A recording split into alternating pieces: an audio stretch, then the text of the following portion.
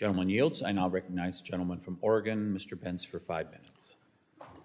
Thank you, Mr. Chair. And Deputy Chief Crockett, I missed your opening statement, so forgive me for perhaps asking you to cover stuff you've already talked about. But what is your thought on who would or how you would coordinate with the tribes under this proposed bill?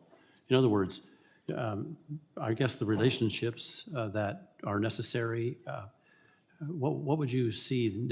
How would you ask us to call out your responsibility vis-a-vis a tribe when a tribe is given this management opportunity?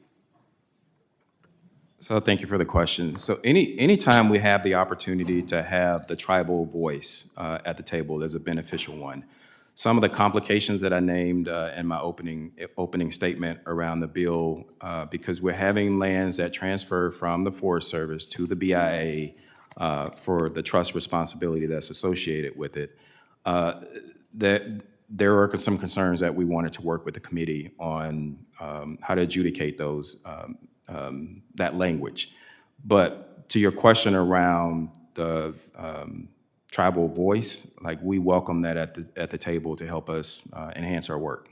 I'm sure you do, but the challenge is who's in charge.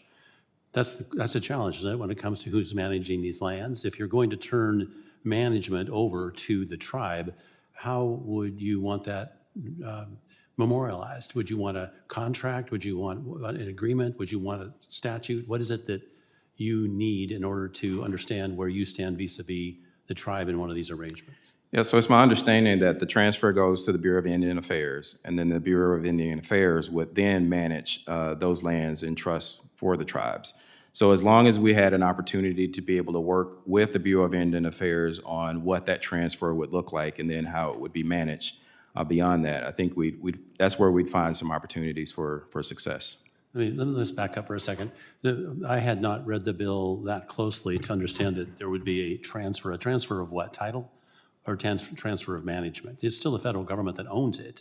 So share with me how you see the BIA working with you, if at all, after this transfer.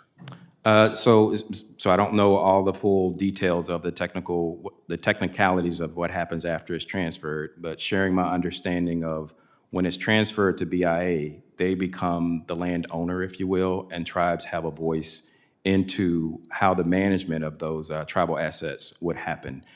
It's my understanding the Forest Service, we wouldn't be completely out of the picture at that point, but BIA would then have the lead on management of the lands. The challenge is, of course, isn't it, that these lands are owned by all of us. Mm-hmm. And so managing in them is another issue entirely. And I think all of us would agree that finding some way to do a better job of managing is a really, really, really good idea. And before I just gloss over that, do you agree that this is an opportunity to improve the land, that this bill provides us a foundation to perhaps get off of this where we are now, which seems to be locked down and not being able to manage the land appropriately? Does this bill move us in the right direction is probably the So the short answer is yes. And tribes have an amazing history and traditional ecological knowledge and expertise that they would bring to the table in land management. But this is not a transfer of ownership as such. This is a transfer of management. That is, the land itself still remains the property of the people of the United States, and what we have is another group who has a historical interest in treating the land well, now, quote, managing it, not owning it. That's where I'm trying to go with this question. Okay. Do you see it as moving in the wrong direction when it comes to actual control and taking stuff off the land to the benefit of some group, the tribe, as opposed to the people of the United States, or do you see it as more of a management arrangement? So the management opportunity is a beneficial one, whether it's the Forest Service managing it or the tribal expertise helping to management. At the end of the day, as long as the landscapes are healthy, resilient to fire and insect and disease risk, that's the win. Well, I look forward to working on this further because I think it's a great opportunity for all of us. With that, I yield back. Gentleman yields, and I'll recognize the ranking member, Mr. Nichols, for 5 minutes.